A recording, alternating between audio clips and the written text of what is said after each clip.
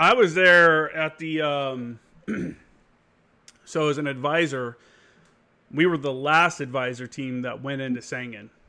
And we can roll from here if you want. We can just go ahead and just bounce around. But I was on the last advisor team that went into Sangin, and we went on missions with them, I guess. But it wasn't as the big push was for them to go out and do the stuff. You Right. know, it was like we had an American battalion there, 3rd Battalion, 4th Marines, and they were basically staying inside the wire the whole time. It was like let the Afghans get in the fight. And being an advisor, obviously we were out there with them, but a lot of stuff they were doing solo, you know, and then we would react with their forces if we had to, or if there was like a big named operation, you know, we would get more in the weeds of planning and stuff with them. So I'm sure it was similar to your experience as a police advisor, correct? Well, yeah, because so like um, doing either normally an Afghan-led operation, Uh huh. right? Um, they're responsible for getting whatever they need as far as ammo, weapons, fuel, food. But there was always um, that disconnect between them and their headquarters. Well, see, I was in RC South, so I was in Kandahar, Mm-hmm. and there was always that disconnect um, between like PHQ and them. What's the So provincial headquarters? yeah, Okay. exactly. And so a lot of times during the or before the planning phase of the operations, we have to get everything logistically. We weren't able to do that, right? Mm-hmm. Or they weren't able to do that. So as an advisor, this is where I step in and try to get them what they need, so we can go out the operation. It's an Afghan-led operation. Yeah. So I have to get in contact with PHQ, our counterparts or U.S. counterparts, be like, hey, look, we sent you this MOI 14, all right? This is what we need to be successful on this operation for these guys to go out, outside the cop. And they're like, well, we have to talk to, I said, listen, do what you have to do, but we're trying to get these guys up to speed. Okay. And we can't do that, with their side saying no all the time. So we're going to need some influence, from your Mm-hmm. side. So, eventually we got some of the stuff, we can get all the stuff like the fuel. So eventually, we had to give them fuel, to go out and do the operations. And like a lot of times we have to give them the food, the halal MREs, Mm-hmm. go out and continue the mission. So I mean, a lot of times they wouldn't even give them ammo, Yeah. to to go out, on an operation. It's just like, like why are you hindering your people from going out to to make this a safer country? Yeah. You know, so like I just I didn't understand that. So I mean, we were always, me as an advisor, always jumping in, right? Um, Trying to get stuff done, so it would always be a successful mission, always. Yeah, I think But that's one of the biggest things was being good with logistics. You know, being a good advisor. That's a huge piece of it, because if they can't get the ammo, they can't get the food, they can't get the uniforms, they can't get the equipment, then they can't do the mission at all. And I think, and you can tell me if this is how you feel as well. But having been an advisor and seeing the corruption within the Afghan side of the logistics system, and the kind of feeling of the Americans took a Afghan solution to an Afghan problem mentality kind of thing, was like, hey, we have to expect a certain level of corruption within the system, because that's just their culture. And I think allowing that from the get-go is what really hindered the guys, like you talked about, you know at the edge of the blade, where those guys are actually at the fight, when they're having problems getting ammo. It's like, why are we building? Why is there money being put into like fancy headquarters buildings and stuff like that in Kabul and everything, but the troops aren't getting ammo, or they're not getting the amount of food they need? And again, tell me if this is maybe what you thought, but when the country fell in like a week, or whatever, however long it was, that short amount of time, I wasn't surprised because I realized how much corruption was in the system and how many people. There's no heart to fight if you're not being supplied. It's all good to put out a nice PR message and we're all the unity and one Afghanistan and stuff like that. But when the reality on the ground is the guys that are actually fighting the fight aren't always getting the stuff they need, aren't getting paid, their commanders are stealing, and stuff. Of course that's going to fall apart. And I wasn't surprised. Were you surprised? No, honestly, I wasn't. I mean, from news reports, you would always hear, the Afghans have like thousands, hundreds of thousands of security forces, ANSF, right? ANSF. And it's just like, okay, this is true, right? But the whole thing about it is like when their vehicles go down or get blown up, they can't get them replaced. Mm-hmm. And like we said, they can't get ammo, to go out. They can't get the food. They can't get the fuel, even like when I was training the ALP, we had to get them uniforms. And, we have to go down to fly into Kandahar city and go to their, like, there's a big warehouse where they keep all that stuff, mm-hmm. uniform, boots, everything, right? And, like I think there's like a major, from the Afghan side. And you know what? He was always looking for like baksheesh. He was always looking for a bribe. I'm like, dude, like, we're not going to give you any money for this. Is their stuff, and it's coming from our government. Yeah, it's already paid for. There's no payment needed here. Right. It's part of the system. Right. It's just like, hey, this is their stuff. I mean, they had tons of stuff. Yeah. Tons of uniforms, boots, just everything, there in this warehouse. That's how it worked, though, man. That was the hard part about it. Yeah. Before we move on, real quick, since you were a police advisor, can you give us a breakdown of the different police? Because there's the ALP, the Afghan Local Police, there's the AUP, the Afghan Uniform Police. There's different versions. So can you tell us what the different versions were and at what level they were working? Okay, so you had ANP, right? That's the Afghan National Police, and AUP, Afghan Uniform Police. That's the same thing. Okay. Then you had the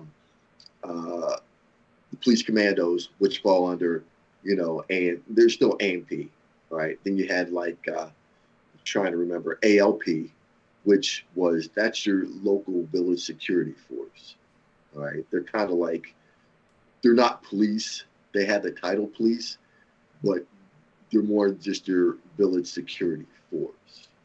Does that make sense? You got to think you understand. And I'm trying to remember the other ones, but they did not fall under AMP. I forgot exactly what they fell under, but I'm trying to recall, but I can't. But because I had so much direct contact with the AMP and the ALP on a daily basis, I can tell you, anything you want to know about those two groups. How did their training differ? If you think of in my experience, the Afghan local police were quasi militiamen, that would cruise around in cars and the back of pickup trucks and stuff. And sometimes we'd be like, whoa, is that Taliban? Oh no, okay, that's just the local police. How did they get any kind of training at that level? And if you don't know, that's fine, because you said you worked with AUP and ANP. How does their training compare to the AUP ANP? Well, because because they follow their MOI, mm-hmm. right? ALP, I used to train them as well. Oh, okay. Right. So I trained ALP and ANP, and also NDS. But let's talk about ALP first. ALP, they got 3 weeks of training. Okay, and it was like firearms, patrolling, some medical, rule of law, and I think Afghan Constitution. Right, and that was actually led by it's the ANA-SF, Afghan National Army SF guys. Actually trained them on a lot of things, but then also at least where I was, the AMP also trained them on that. Mm-hmm. Because we wanted to be Afghan led. Yeah.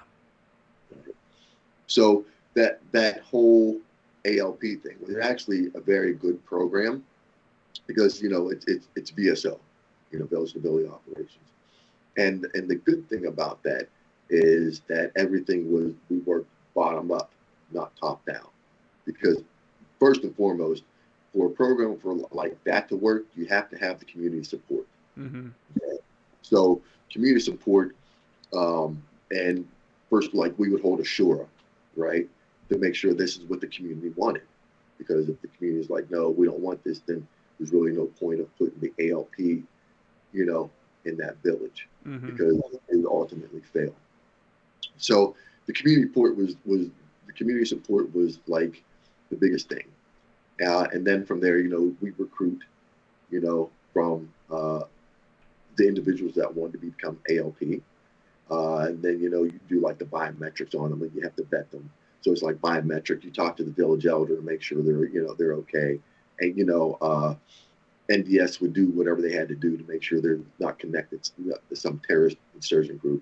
And then, we do the biometrics on them. But the village elder is the one who ultimately, he's like saying, yeah, this person's a good person. I'm vouching for him. And after that, we put them through training, and they get their uniforms, they get their guns. And of course, they had vehicles as well. So that whole VSO program, that's part of the NDAA 1208 program. So that's a U.S.-based program designed specifically for SOF. What's that stand for? Do you know? The NDAA. Mm-hmm. Was that the National Director something?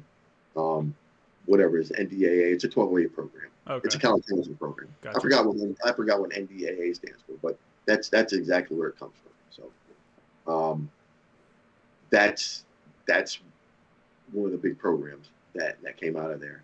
And let me tell you something, it really worked. Except, you have to have the training and the oversight, mm-hmm. for that actually to continue, for it to be successful, and we didn't do that. So a lot of those grassroots groups, those, because it is a militia, let's call it for what it is. Yeah. Right. They ultimately, might turn to warlords because they have the guns and they can pretty much go do what they want. Right. Mm-hmm.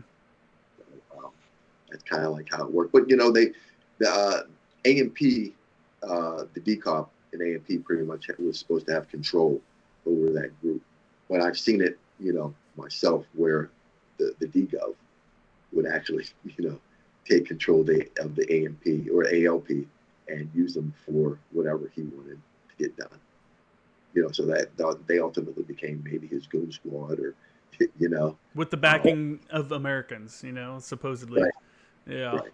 Did you have did you run into any kind of tribal issues, when you were training these guys? Because obviously that's still a thing there. Tribal back, they'll go back in time and still argue about stuff that's like however old issues within their communities and stuff, all based on the tribe. So was that an issue when you're training them, as groups? I had an issue with, I remember when I was in Maroof, with the ANP, because there were two different tribes, and a lot of times I think there was a larger tribe and there was a smaller tribe. Mm-hmm. And sometimes, those tribes, they butt heads, and, I had to call the DCOP to come in to try to settle that beef, even though the DCOP he might have been from the larger tribe. He would come in and talk to, maybe the village elder, from the other tribe, mm-hmm. and calling the other village elder from another tribe, just to make sure that, there won't be any problems, because it's all ANP. And what is that, like the regional commander or something like that? The DCOP? Well, the DCOP, no, that's the district chief of police. Oh, okay. District chief of police. Got it. Yeah, that's it's weird, right? That becomes an issue, that is still like a thing. Like, we don't want people from this tribe in our community and stuff. So that's got to be part of the struggle of getting, forces into a community. is something like Right. that. Now you got to place Right. the right people in the right communities, or they're going to be against him from the get go. Right. And so that's why the ALP that's probably your best bet for your village security force, Mm-hmm. because it's everyone from that community. Now, before you got into all of this, you were a DC cop, correct? Right. Wasn't that was right? And did you ever work as part of the police academy or training? No, honestly, I used to work community policing. I was a team leader on an active shooter team. I mean, I also used to work FBI Safe Streets Task Force. But so, I worked patrol. I done some robbery. Like I said, community policing, active shooter, and just regular patrol stuff. Yeah. But DC, DC, so you have so much stuff going on in DC. All the time, right? So you get a lot of experience, in a very short time, especially if you come out of what we call an aggressive district. Yeah. DC seems like an interesting place to be a police officer because it's a small area, but so many different factions of the government have influence there. So when something happens, I imagine a situation can quickly involve federal police because of all the federal property in that area, right? So how? That's true. Go ahead. So here's the thing: Metropolitan Police Department in Washington D.C. is the lead law enforcement agency within the District of Columbia. Okay. So like, if something were to happen, you call 911. Metropolitan Police Department in Washington D.C. is going to show up. Okay. So like, you have like Capitol Police, you have Park Police, you might have Secret Service Police, Mint Police, whoever. Okay. You call 911, MPD is going to show up. Metropolitan Police Department in Washington D.C. is going to show up. That's the primary law enforcement agency within the District of Columbia. They handle all the crimes, okay, within DC. And I know what you're thinking, like FBI, and like, okay, yeah, that's another law enforcement agency, but they're not the primary law enforcement Well, agency. even like Capitol Police, Capitol Police, their whole mission is to protect the Capitol and other, like dignitaries, for like sure, senators and congressmen, right? Mm-hmm. But they're not there, out patrolling on the streets of the District of Columbia. Yeah. As we did. What kind of similarities did you see between being a street cop in DC to, for the police officers in Afghanistan? Like, what kind of similarities are there? Obviously, vastly different countries, vastly different issues and stuff like that. But there's got to be some similarities between policing in the United States and policing in Afghanistan. Definitely. And the big thing is the Taliban, right? Mm-hmm. And so when we take a look at the Taliban, no matter what people say, first, people say, it's a terrorist group, it's an insurgent group, whatever. First and foremost, it's an organized gang. Mm-hmm. That's what the Taliban is. So me coming out of DC and working with FBI Safe Streets Task Force, we dealt specifically with organized gangs, drug gangs, and how to deter, disrupt, dismantle those gangs to get them out of the community, face criminal prosecution. Right? So that's the parallels between these organized gangs, Mm-hmm. right, in DC and the Taliban are the parallel. Okay, the parallel. And that's on my last rotation. I worked called ISU Investigative Surveillance Unit. It's a DoD program where we actually deterred, disrupt, dismantled, insurgent cells using covert excuse me, I can't even talk today. Law enforcement investigative techniques. So basically, we're conducting penetrations into the Taliban Mm-hmm. to actually stop the bomb makers, from actually distributing the bombs to their soldiers, so they can't emplace them or anything like that. Now, really, that's just a narcotics investigation. Okay, Mm-hmm. I've just taken dope for bombs. That's all I've done. Okay, it's the same concept, and so like people in the military won't understand that, but that's exactly what it is. I can see that. I can see that being like just the the basics of the investigation remain the same, even Right. though the objects may be a little different. Right. Yeah, I think between my time there in 2011 and then 2013, I was back.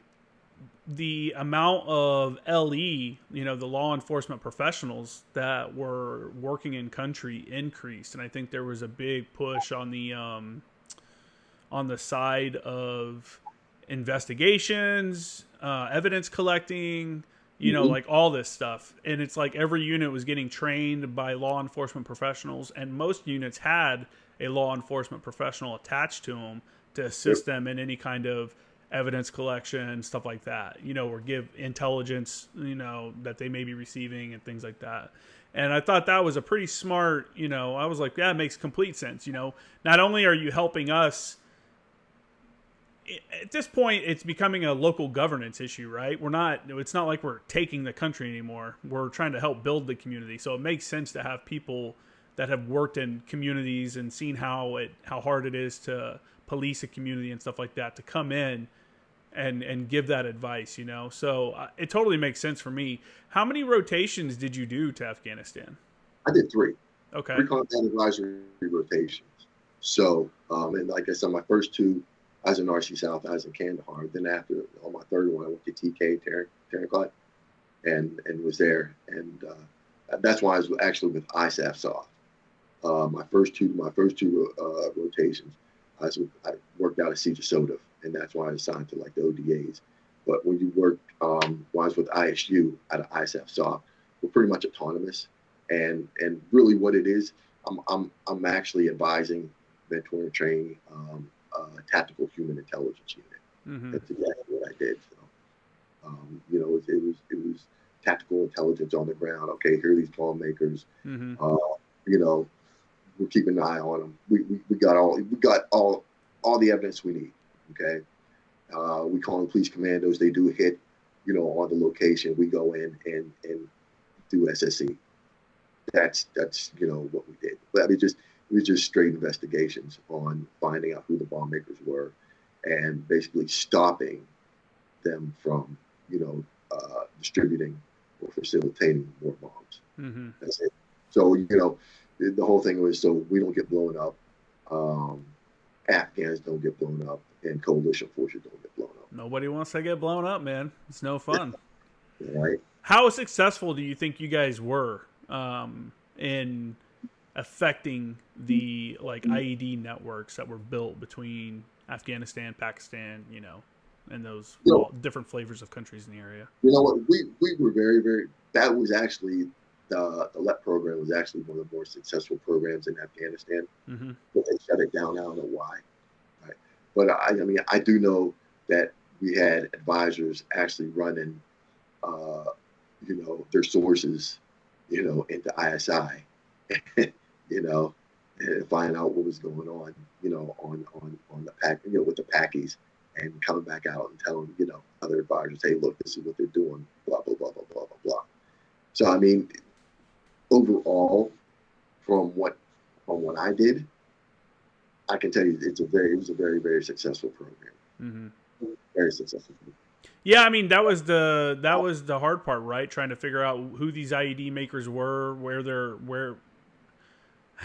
cells are working out of, how they're getting their parts and stuff like that, and then just like I said, it's a dope investigation. It's a narcotics investigation. That's all it is.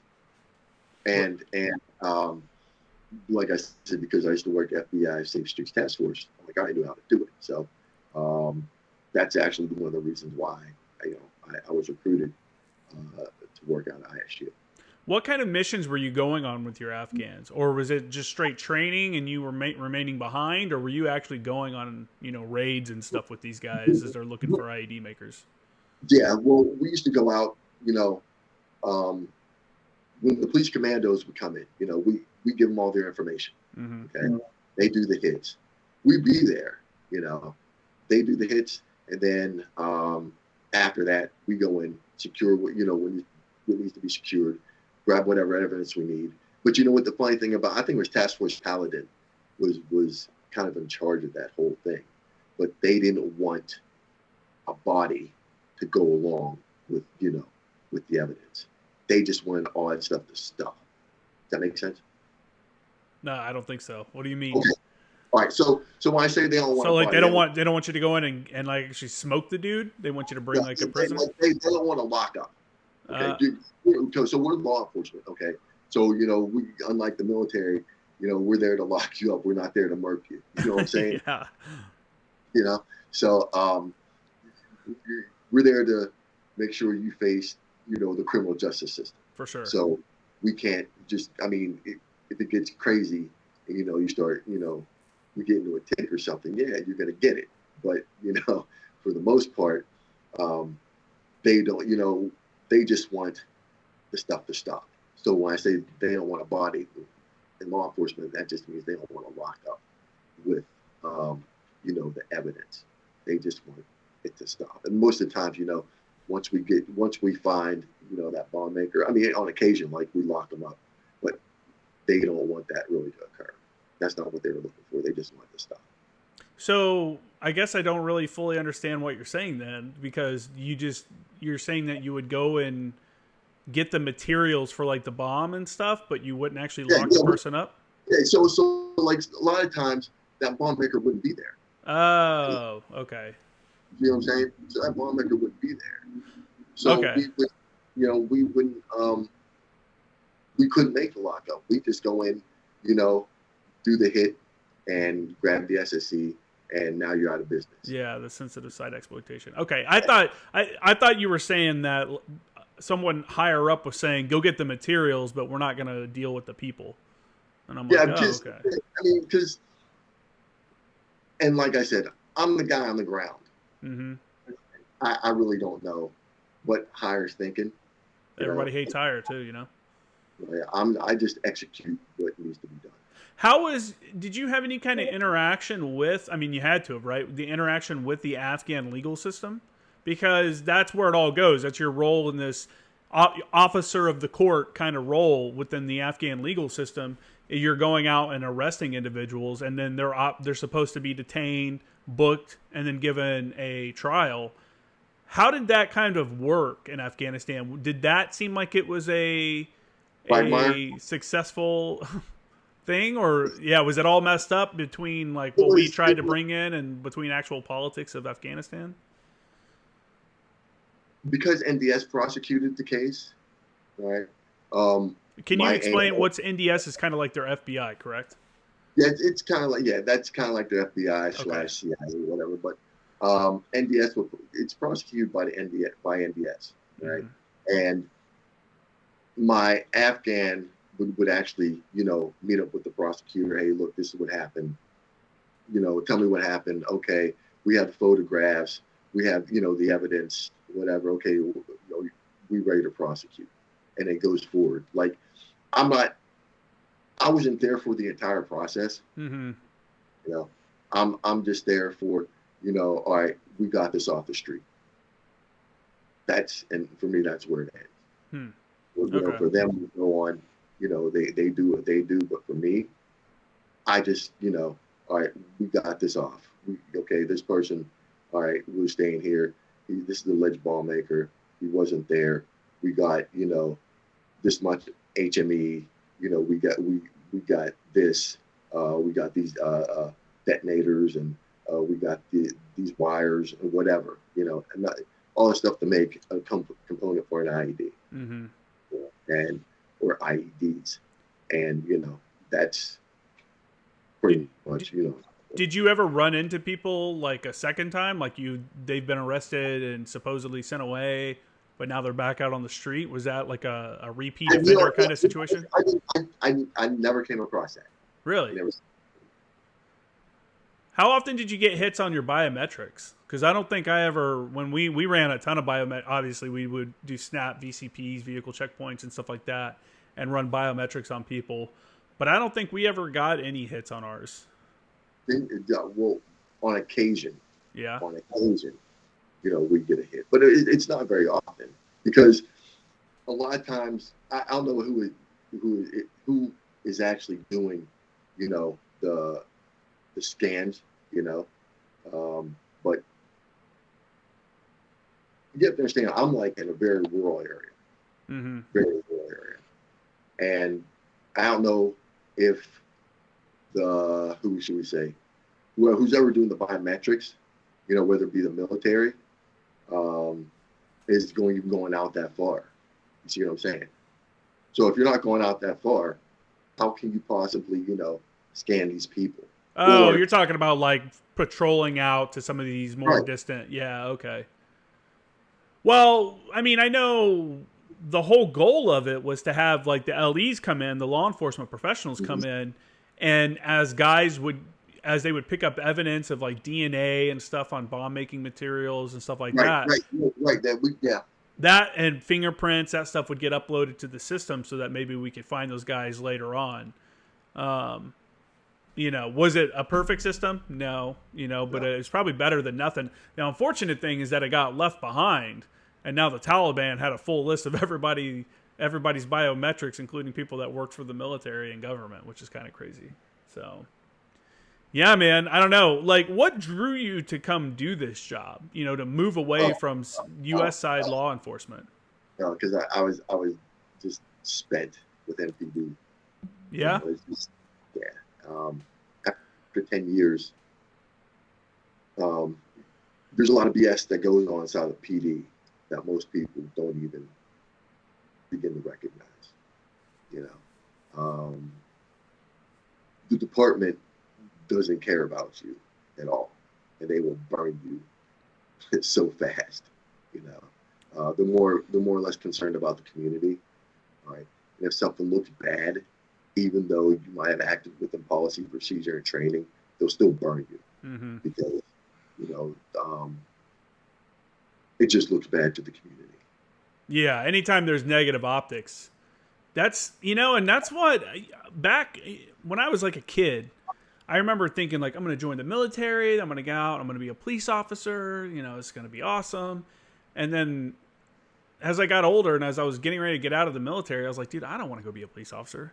Like they just treat them like shit. And you could at any moment be in trouble for something that you And, may, like you said, you followed procedures that you were taught, instructed, and supposedly correct, and now you're in trouble for it. Is right, that, and I feel like I know a lot of, and I'm sure obviously you do. I know a lot of law enforcement people across the country and different places, and all of them say that's a pressure on them now, where you always have this kind of wonder if you're gonna, any simple stop could become like a national headline, and now you're being vilified in the press rather than, it's just it's a tough spot to be in, right? right. So as a given as a police officer, you have to understand you're like a second class citizen. People don't understand that. People sit there and say, "Well, you got a lot of power." Well, really, you really don't, because your hands are you're actually handcuffed. You Mm-hmm. know, you really can't do your job because in DC is a very liberal city, but it's also a very political city. For You know, sure. so you really can't. If you think you're going to be super cop in DC and be super aggressive and go out and lock up this person and that person, it doesn't work that way. Okay, that's not what they want. Mm-hmm. All they really want you to do is ride around, answer that radio, okay, and take a report, and if necessary, make an arrest. But that's it. They really don't want you to self-initiate anything. Okay. Really. Yeah. Yeah. So I'm telling you firsthand because I was I was one of those aggressive cops. You know, I would go out, make traffic stops, and then here come the citizen complaints, right? Citizen complaints come in, then guess what? That means your sergeant and your lieutenant have to write. If your sergeant and lieutenant have to write, guess what? Shit rolls downhill, which Mm-hmm. means you're getting burned too. See what I'm saying? So it's just easier if you don't do anything. That's so messed up, man. And these kind of policies are why we're seeing spikes in crime everywhere. Yeah, You I mean, know, it's just, I mean, that's just my that was my former agency. That's just how it was. They, I don't think what you're describing is uncommon though. I think that's a common a thing. I'm out here in California, man. Los Angeles police can't do shit. They're out here watching crimes happen. I mean, it's just and there's a one, they're being told not to, like you're saying, don't go out and initiate arrest, like only if you're called upon or whatever, if whatever. That And two, they know on a lot of these, if they did go initiate an arrest or stop someone from doing something, the prosecutors aren't going to prosecute them anyway, so they're just going to let them right back out. And they're going to, they run into these same guys over and over again. It's a pretty messed up situation.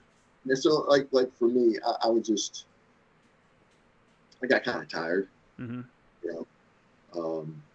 And I think when the state actually called me, for that position, I was like, yeah, just tell me when I start. Yeah. So I can turn step away from this for a little while. For a while, I'd never go back to law enforcement. Yeah. I really would. Yeah, no, there's no way. How was it being a minority in law enforcement? Because sometimes some communities don't like that, right? Well, I'm in D.C. D.C. at that time, 2000, 2010, that's Chocolate City. For sure. The majority of the police department was African American, black. You know what I'm saying? So, I think at the time, our agency was almost like 70% black and maybe 30% white or 60% black and 40% white. So in the communities that I patrolled, my first district was predominantly black. I think I saw maybe one or two white people in my district mm-hmm. or in my PSA, and then they combined the PSAs to make one big giant PSA. Like I used to work 509. What's a PSA? Can you explain that? That's a patrol servicing area. Okay. So they combined on Sector 2 side, that which for us, if you know anything about DC, when you're coming into DC on New York Avenue, South side is going to be that we call that Sector 2, and anything above New York Avenue on the north side is going to be Sector 1. So all Sector 2 became one PSA, right? It was like PSA 507, 508, 509. And that was horrible. It was horrible because it was the hood, period. Yeah. And I mean, even when I was in my first PSA, 509, it was the smallest PSA in the district, but it was the most violent PSA in the district. How so? What kind of crimes were you seeing? All Part 1 offenses. You're looking at homicides, aggravated assault with intent to kill, robbery, forcible robbery. You're looking at aggravated assault, stabbing. There's just so much stuff that went on just inside that little PSA.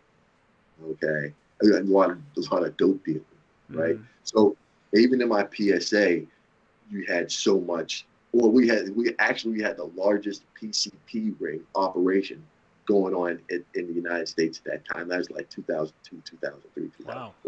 It was the largest PCP operation in the United States. So that's why we had the FBI Safe Streets Task Force, coming in to get rid of that because it was an organized narcotic gang. For something like that, right now fentanyl is huge, right? And we know it's coming across the border and stuff from Mexico via China or even producers in Mexico. PCP though, that's more of a homegrown thing, right? Or is that stuff being imported as well by cartels? That's a homegrown thing. Okay. So I think some of the stuff was coming out of New York, and they're shipped it down to DC. I forgot what other places, it was out of the U.S. it was coming from, but a lot of it, was right there in D.C. And I mean, we go PCP, it caused a lot of damage. People were around the street butt naked, like crazy zombies out there. Yeah, when you're on PCP, man, you're really strong. A lot of people don't realize that. You run the people, and they just want to They're just zoned out, man, and when they do fight, you need at least 5 or 6 cops with you because for one dude. Oh yeah, and that could just be for a female. That's crazy.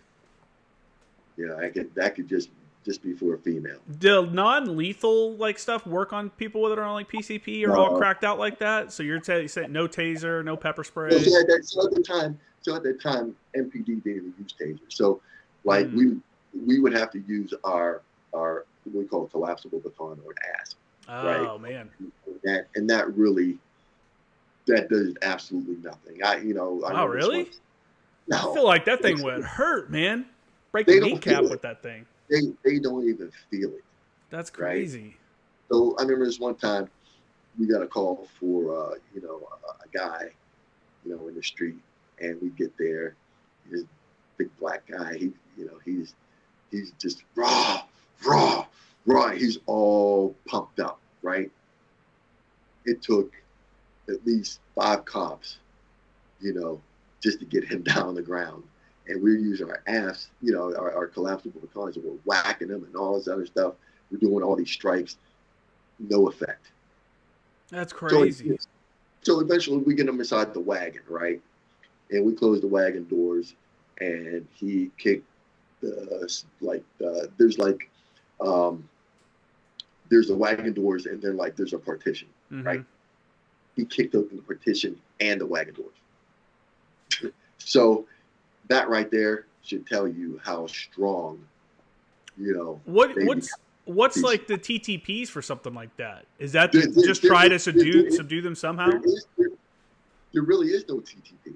Yeah. You know what I'm saying? I mean, sometimes, we would call, all right, we'd be in front of them talking to them, and then another officer would come up from behind, and we push him back and push him over the officer and get him down on the ground, handcuff him, and hog tie him, and then stick him back on the scout car of the wagon. That's I mean, crazy. but there's no real TTPs because everyone's going to act different. Yeah, See what I'm for saying? sure. That's crazy, man. So, obviously stuff has changed. You said you stopped in 2010 timeframe. Policing has Right. changed cross country a lot, but from then to now, do you think it's better or worse? Some of the procedures and some of the rules they're placing on some of these police forces, because All right. there's people that are concerned with the over policing, or maybe people that are too aggressive, or police officers that are too aggressive, and then there's obviously other people that are concerned that they're not aggressive enough. All right. So here's the thing, and it really deals with politics, right, and how things look to the public. Mm-hmm. They're kind of steering away from that aggressive officer nowadays. They're looking for someone who's not as aggressive, that can really de-escalate things. Okay, like back in 2000, 2002, 3, 4, before the video cams would come out, we were really allowed to lay hands on people. See what I'm saying? Nowadays, you can't even do that. You lay hands on people, it's a big shit show. And everybody, oh, this is wrong. He shouldn't have done this. It's just like, look, a lot of these people out here need to have, hands laid on them. And I'm very serious because they are really out of control. They're disrespectful. They don't respect anything or the law, and a lot of people are violent. So, if I'm giving you commands and you're not complying, well, now I do have to go hands on, and I will do so. And you will be arrested. So that's kind of like how things work. But now, with the cameras, or the video cameras, everything you do, you can't do anything wrong. Remember I was talking about policy and procedure and how you're trained, and maybe like, well, you didn't do this. Like, come on, you're not gonna remember everything. Yeah. You're not gonna remember everything. I mean, it's a stressful situation, but Yeah. you're not gonna remember everything. Okay, because you didn't do this. I mean, you did everything else, but you're gonna burn him because he didn't do this. You see what I'm saying? So that then demoralizes, that cop from even wanting to do anything ever again. But then also demoralizes those other officers, they're like, man, this is like, wow, you see how they did him? I'm not doing anything else, you know. So then when we go on the street, you know, something might happen, that cop just drive by and like, you know, it's like he puts blinders up. Just not going to get involved. Yeah, right. That's crazy, man. That's Because it's a man. It's a spot that I don't think many people can really appreciate because one, they don't have family that's LE or law enforcement. Maybe they've never really interacted with them. And most people, an interaction with a police officer is normally during a crisis moment in their life. You know, It's not a good time. So that's a obviously bad perspective. And then there's the actual like bad cops, you know, that are framing people, that are setting people up just so they can get an arrest or whatever, or hiding evidence or planting evidence. There's the actual bad cops out there that give the guys that are just trying to protect their communities a bad name. And it hinders them as well. Like you're saying, you know, if I don't know, it's a fine line, right? It's a fine line because you're not going to go through and violate people's constitutional rights, or you shouldn't be at least. But at the same time, you can see people as a police officer, I'm sure, even more so in your community that you know is trouble, that you know are bad people. And I don't know, man. It's a tough job to have. And again, like I was saying before, I thought that would be like a good post-military career, and not anymore. It's just not worth it. You know, the amount of vitriol some of the public has for police officers and how politicians flip-flop. Like right now, and I don't like to get into the politics on the show, but it's hilarious watching the Democrats say that they are pro-police and that the Republicans are the ones that are trying to defund the police and stuff. It's like the politics of it. It's just so crazy because both sides flip back and forth, you know? Well, like I said, from my experience, and what I see going on now, I would never return to law enforcement ever. That's tough. And the reason being is that one, we're wearing the video cameras. I mean, but here's the thing, you know, citizens are going to lie on you regardless, okay, no matter what. Mm-hmm. So in that case, I think, you know, the video cameras are good. You know, that's for your protection. For sure. You know? Because the citizens will lie on you, and they will do their best to see that you get in trouble. But you have to understand, a lot of these complaints are emotional complaints. Mm-hmm. They're not based upon anything. They're just based upon that citizen being angry, okay, because they had that encounter with the officer, or maybe they got a ticket, or maybe they didn't like the way the officer spoke to them, even though the officer didn't speak to them, you know, rude, or you know, a lot of times officers are very direct. For sure. When they're speaking to you, and you know. In our society nowadays, you see people are super fragile, right? So, you know, you can't really talk to people. You know, it's like you have to fondle them and cuddle them, and you know, talk to them like, you know, like they're a child, okay, when they're an adult. Right? No, I know what you're saying. Yeah, I was a very direct officer. I said what I had to say. Okay, you know, hey, you're getting this ticket. We're locked up, you know, and that was it. Okay, but nowadays, you know, they want you to coddle the citizens. Yeah. You see what I'm saying?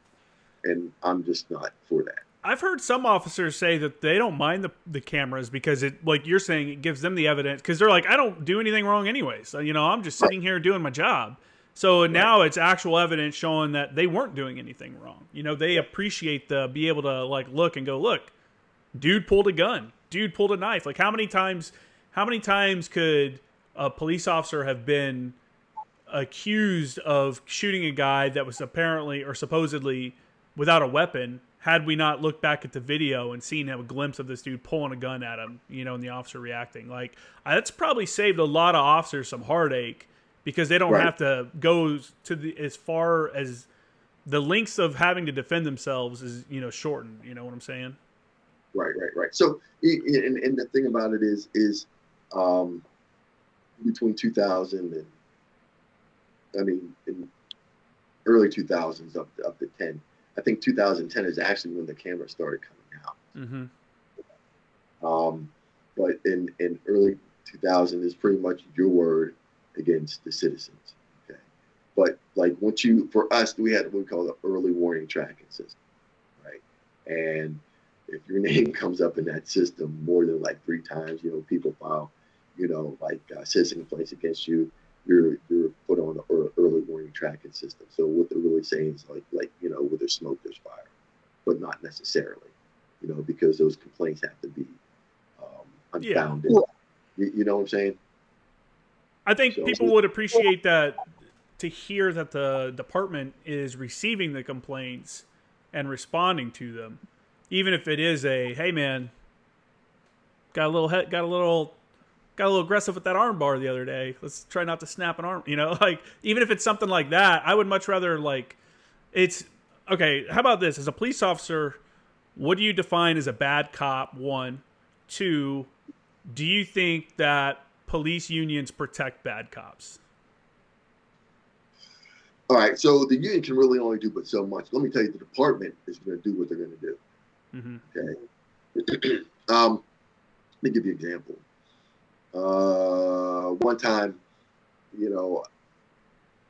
they had written me up, and I was only supposed to get an official reprimand. Okay. Went up to the commander. She like, no, he's getting adverse action. See what I'm saying? When it was only an OR. So if, let's just say, for instance, you go to trial board or something like that. All right. So trial board is when you're up for your job. They said, okay, you're being terminated. You're adverse action, but we're proposing termination. Right? And you go to trial board, and you sit in front of the trial board. Like a lot of those boards, they already have their marching orders. Mm-hmm. See what I'm saying? So you're going to try. It doesn't matter, what, your defense says. The chief has already come out and said, hey, look, get rid of this dude. You see what I'm saying? So the union really can't do anything. Eventually, that person is going to get his job back, but it's going to take at least a year or 2 for that to happen. So now you don't have any money for, like, you got to basically go find another job for like 2 years. And you get all your back pay, and all that stuff back. But is it worth the headache? You see what I'm saying? Yeah. So you're saying that the police union isn't as powerful as people believe in protecting what people would consider bad cops? Right. That's not. It's really. I mean, see, I can only speak from your perspective. That's the only agency I really speak. And I've seen what happened, and not just bad cops, but just cops in general. Mm-hmm. Incompetent, and just like when I was in the Marines, I always told people, I'm like, look, man, there's guys in the Marines that are good people. They're not good Marines though, and it's just not a job that suits them. Right. That's just the way it is. It's not for everyone. It's not supposed to be for everyone. So I'm sure in the police force, it's the same way. Guys get on the force, realize maybe this wasn't the right career path for them, or their peers realize that this dude, he's not progressing in his career or his knowledge bases like he's supposed to be. Does it take something bad to happen before you can get rid of someone like that? Or let me tell you something. There was a lot of dysfunction. Yeah. Okay. In my former agency. Mm-hmm. Right? So sometimes the bad cops would get burned, and and the good cops would get burned, where the bad cops, nothing would happen to them, right? And they take a promotional exam and get promoted to like sergeant, or lieutenant, when on the street they were just they were some garbage as officers. Mm-hmm. And they had the opportunity to get promoted, and they took the promotional exam, and now they're a sergeant. They're like, wait a second, you became a sergeant? Like, how'd that happen? Mm-hmm. Or now you're a lieutenant. How'd that happen? I've seen similar situations in the military. You're like, right. How's this guy a corporal now? How did he get promoted to NCO? Did you ever go out on like a street patrol with someone and as a police officer, and see community react I mean, are there people that like the community knows like this dude's not a good cop, or this guy's someone you want to like steer away from because he'll try to arrest you for whatever, or he'll come, you know what I'm saying? Like, because I imagine if you're in the same community, walking the same streets day to day, they get to know you just as well as you get to know them. So if you're a negative impact on the community, if they don't think you're a good cop, they're going to treat you differently than they would someone that they respect as a law enforcement officer. They would, that's the total community policing thing. Yeah. What you're talking about right there. Okay. And I used to work community policing in my first district, and when I went to the first district. Right. So my first district, I was in the fifth district. My second, when I left out of there, I went to the first district, and I worked community policing, on both. All right. So the whole thing, and even in Afghanistan, I can relate this stuff back to Afghanistan. I was about to say, I bet this is similar to Afghanistan. Oh, all day, because what you're really working off is human nature and human behavior, mm-hmm. right? They're acultural, right, and they're always constant. So just be a human being, okay? Goes a long way. I think a lot of times for us, military intelligence and police officers, we have to, I'm in charge, that type of attitude, But when you're working community policing, now you actually become a member of that community, you see, and you're there to build trust and rapport. So like people come and tell you things. For sure. What's going on? We're finding what's going on in the community, okay, as opposed to, and I can tell you stories in Afghanistan, right, where we go on operation, maybe like with the infantry, and like there was like a lieutenant, right? I'm gonna tell you the story. So we're on operation with AMP. I going out with the infantry guys, and because they also train AMP, so like their functions overlap, with the SOTA. So we went to this village, and what happened? I remember this lieutenant was getting ready to talk to this guy, but he starts yelling at the guy, like, "You tell me what's going on, and I want to know this, and I want to know that." I didn't say anything, I'm not gonna undermine the lieutenant. So I'm thinking to myself, I'm like, first of all, this dude's not gonna talk to you. Mm-hmm. For the simple fact, one, he lives in this community, you see, and we don't know who's around, but he does. Mm-hmm. See what I'm saying? So you want to sit there and think that he's going to give you information in front of people here in the community, and you don't know who the members of the community are? For sure. That could be, you could send this guy to death. You could get this dude and his family totally, hurt. 100%. You see? So it's the same thing. I can relate that to DC, like in low-income housing, right? Going there, we're looking for a suspect. Everybody knows where he went, right? Nobody's talking, though. Who's going to say a word, right? You come on and talk to us, what's going to happen? They're going to send somebody your way, to have a little talk with you, or beat you up, or shoot, or kill you. To send a message. Mm-hmm. And the same thing was in Afghanistan. You see? Isn't that crazy that mindset is also here in the United States? It's a criminal. Like I said, the Taliban was an organized gang. Mm-hmm. Right? So they're criminals all the way around. Mm-hmm. You see? And a criminal is a criminal no matter what. So even like when you're dealing with guys from AQ, Boko Haram, Al-Shabaab, whatever, even though, they're political, whatever, terrorists, they're still criminals, okay, in those organizations. Yeah, for sure. And that's, you're going to see the same behavior, right, displayed, whether it be in the United States, whether it be, somewhere in Europe and Africa, or even in Asia, back in Afghanistan, the behavior is going to be the same. So, and that's why. What's crazy is the community will the criminals within a community will convince the community that the law enforcement officers are part of a criminal gang, that their own gang, and that they shouldn't be trusted. And that's why they don't talk and stuff like that, and that the police can't be trusted. Right. How do you break through that in the suburbs of DC? So that's one of the things community policing is there to do. It's actually there to rid the community of the bad guys. So remember I was telling you about the Shores, we have those community meetings. Mm-hmm. Yep. And in the community meetings, we sit there and look, we want to make this community better for you. Okay, you are, you're the grassroots group. You're the eyes and ears of the community. You can tell us what's going on. Mm-hmm. Same thing in Afghanistan. We're doing community policing. And honestly, I was really big on that in Afghanistan with the ANP and the ALP.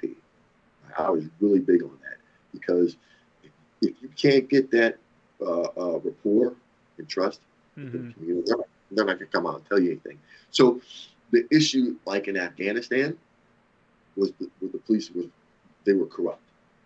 So now you have to go back and rebuild and gain that trust all over again. Yeah. See? That's the game, right? Right. And see, that became really difficult. Right. So, and then this is why your ALP is so important in the villages, because they are the community. You see? So now it's kind of like the people in the community can trust the other people in the community, but yeah, we can't really trust the police like we want to. So it's best that we have our community protecting our community. That makes sense? No, 100%. No, I know. I think you're 100% right. I think it, like you said, you said you wanted to really focus on that community policing within Afghanistan and stuff. And I think that's the right kind of mindset to look at it, because it's not like here in the United States where community policing is like, oh, I come into work every day. I walk, this is the neighborhood I'm in. I walk around and get coffee, talk to people. I'm part of the community. And when in Afghanistan, especially with guys that are working with Americans or even Americans that are getting involved in like shures and stuff like that, we're not in those communities. We don't actually live there. We come in and make some kind of influence or say something or do something and then leave. So it is very important. The impetus is definitely on the community to trust their security force and make a good one that's going to actually secure their community. Obviously, that didn't work out very well, but right. But even with that, military, like we're the short-term stability. Yeah, for sure. Right? So those community ALP and the AMP, that's your long-term stability within the community, right? So with them being, that long-term,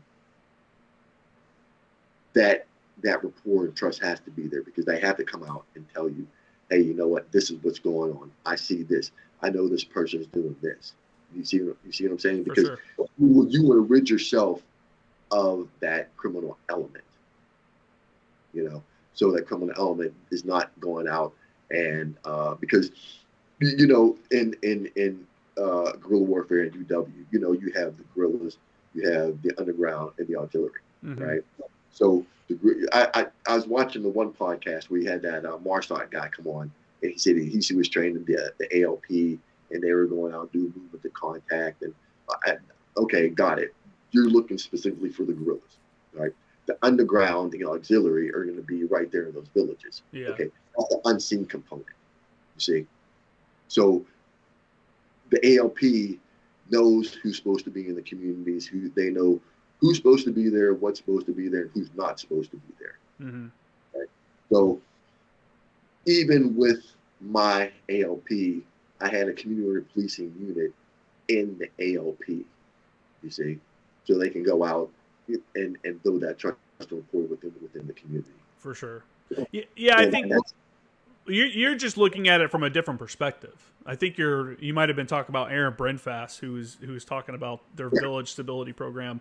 Right. He's looking at it from the perspective of an operator coming in, like I've got this raid mentality. I've got this, military mindset mentality. And you're coming in with the perspective of local law enforcement. You did community policing, like, so you understand that side of it probably a little bit better. And, you know, that's why it's great to work with law enforcement and integrated with military, because you're bringing that perspective that we may have blinders up for, because we're trained to do this one, not one thing, but, you know, we're kind of focused on that military operation kind of mindset of what we're doing. And you're coming in from a different perspective, like, oh, but what about the civilian, you know, what about embedding people within the community, like a neighborhood watch kind of deal. And it's like, oh, right. You know, like, oh, that might not be. So I get it. I could see your critique of maybe how that training was, but, you know, that's probably where it comes from. What do you think? You know, you're just bringing in a different kind of point of view. Well, because, you know, we come as their SMEs. For sure. Right. So, you know, the military really can't train the police because the military is not. For sure. Military can train military, right? But you need the police, you need the experts to come in to train your police force, because there's a lot of things that, you know, the military doesn't understand about the police. Okay, like Afghans still had a constitution, they had a rule of law, right?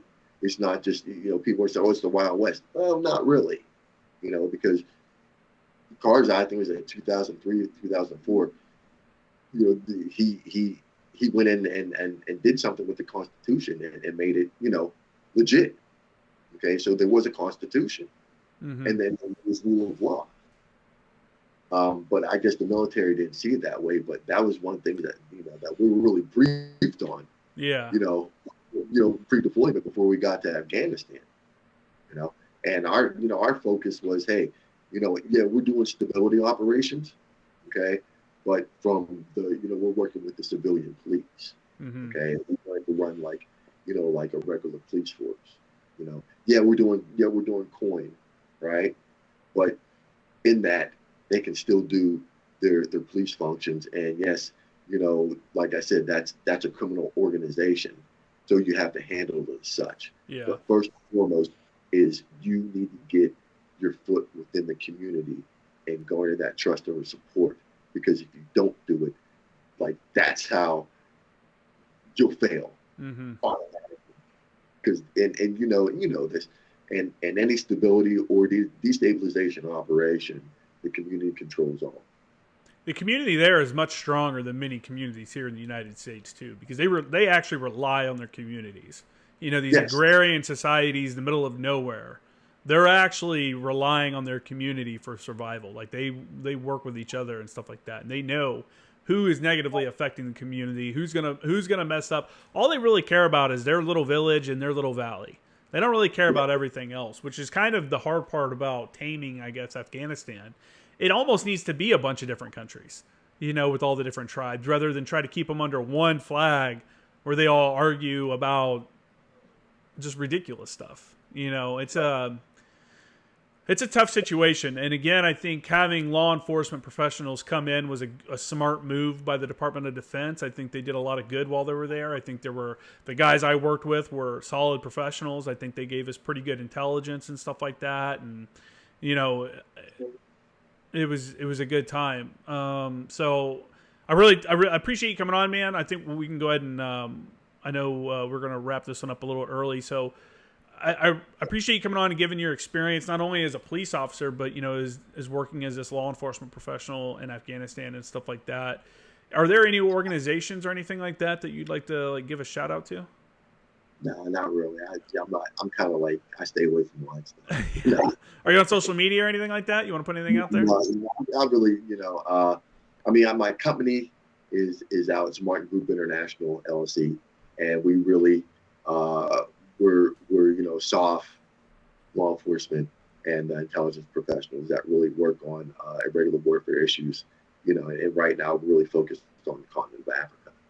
So, you know, my Instagram, that, you know, if you type in Martin Group International LLC, you know, you'll see the pictures. But, you know, before we close, we were talking about the stuff in Afghanistan with, remember us talking about the bomb makers and how you said, like, you didn't understand how Hire didn't want those people locked up. They just wanted, everything to stop. Well, I can relate that back to DC. In my district, we had a rash of carjacking. I mean, just a rash, right? So what they did is we just flooded that area, okay, with scout cars and people, so we could just Hire just wanted it to stop. They didn't want to lock anyone up. They just wanted the carjackings to stop. Mm-hmm. And what happened was those carjackers, there was a group of them just went to another. I don't know where they went, but they left the district, which made our crime rate, drop significantly. You see, so that's all right. Right? You see? Yeah, yeah. So sometimes it's not about just locking people up. For sure. It's about making things, making them stop. Yeah. Just no, I get what you're saying. I was trying to figure out at the time. I'm like, he's not saying like just go off these dudes and don't bring them in, right? That's what I was trying to kind of make sure we were on the same page about that. Yeah, but like I said, like that, I was trying to, bring that around. Yeah. Because I could see in your face, you're like, well, what the hell is he talking about? I just wanted to be clear. That's what I was trying to. I was like, I just wanted to make sure it wasn't like a go off the dudes and just go throw them in a field somewhere and we're not going to worry about them kind of situation. No. We're rule of law guys. You guys can probably get away with that. No way, dude. No way. We have the law of armed conflict that we fall under. It would be to the point people may not realize, but like if you wanted to do any kind of strike with aircraft or artillery or mortars, you'd have to get approval, and within that approval process is looking at imagery, checking the weapons, like threat, what was it called? The threat WES, not the WES. Either way, that's the weapons engagement zone. That's not what I'm thinking about. It's where the explosion, the effects, like the ring of effects, CDE, the collateral damage estimates of the munitions. You have to throw overlays on maps to make sure there's no compounds or anything that are going to be affected by it. And if there are, it's immediately like that mission, unless someone's like dead, getting killed or something like that, that mission is going to be denied. It's not, we couldn't get away with throwing a body out in a field either. I'm sure it's happened. I mean, there's obviously war crimes that occur, but luckily none that that I've ever been a part of or seen or anything like that. That's like bad cops, those kind of war crimes in the military, although very rare, stand out, and make everybody kind of look bad. So it's unfortunate. But yeah, man, I really appreciate you coming on. It's been interesting talk between your, comparing your Afghan policing work to your policing work here in the United States, and just the discussion about policing here in the United States and how it's kind of shifting and everything. Really appreciate it again. I'll make sure to put your Instagram up on the channel so that people can check that out. And then everybody can check mine out at Former Action Guys, at Former Action News, both of those on Instagram. My website's jkramergraphics.com, and you can support the show at patreon.com. Look up Former Action Guys. Cool. All right, man. Hey, thanks a lot for having me on. Appreciate it.